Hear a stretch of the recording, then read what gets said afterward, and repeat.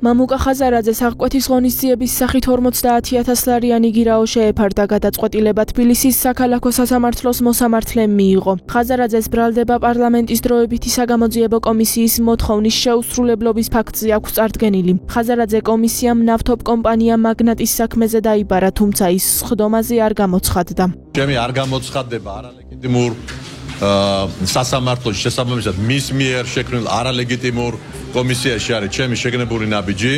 ამავე დროს დაისვა კითხვა შესწავლილი იქნა თუ არა არალეგიტიმურობა ამ კომისიისა, როცა პროკურატურამ დაიწყო ჩემს წინააღმდეგ ესე თქვათ ბრალის საყენების და გამოძიება, რა თქმა უნდა ამაზე პასუხი არ აქვს. ბოლო 5 წლის განმავლობაში რაც მე პოლიტიკაში შემოვედი, ქართული ოცნების მხრიდან მიმდინარეობს ჩემი პიროვნული დისკრედიტაციის ცდელობა სხვა მოგონილი საქმეებიდან გამომდინარე. ესაც განვაცხადე სასამართლოში, რომ მიუხედავად იმისა, რომ ჩემი მოღვაწეობის, ბიზნესში მოღვაწეობის 30 წლის განმავლობაში არც ერთი საქმე არ ყოფილა ჩემ წინააღმდეგ, არ საჩივარი, არამე გარჩევა, მზათა ვარ.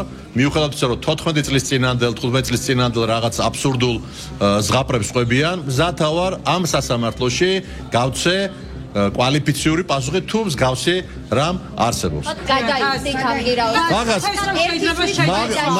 მაგას მოგვიანებით მოგახსენებთ ჩემ ადვოკატებთან მოლაპარაკების შემდეგ. საოცრება ის არის, რომ თურმე გერავ იმიტომ მოითხოვეს, რომ საზღვარგარეთ დადის მამუკა ხაზარაძეო.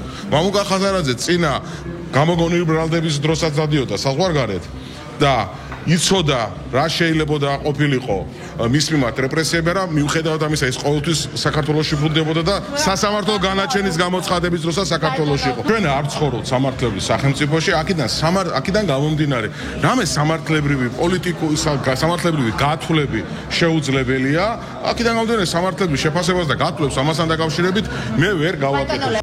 დაველოდებით არსებით განხილვას და იქ უკვე როგორც იცით შესაძლებელია რომ მოსამართლემ გადაწყვიტოს რამდენიმე გადაწყვეტილება მიიღოს, რამდენიმე ვარიანტი აქვს გადაწყვეტილებისა უკვე არსებითი განხილვის შედეგად, მათ შორის ამ ვარიანტებს შორის არის სისხლის სამართლის ჯარიმა და ასევე პატიმრობა 1 წლამდე. კიდევ ერთხელ მინდა შევახსენო ყველა იმ პირს, ვისაც ჩვენ ახსნა განმარტებისთვის ვიწვევთ სხდომაზე, რომ რაც თავშივე ვთქვით, რომ ჩვენ არ ხუმრობთ, ჩვენ სერიოზულად ვუდგებით ამ საკითხს და გვაქვს მოლოდინი, რომ აქ მოწვეული პირები სერიოზულად მიუდგებიან ამ პროცესს.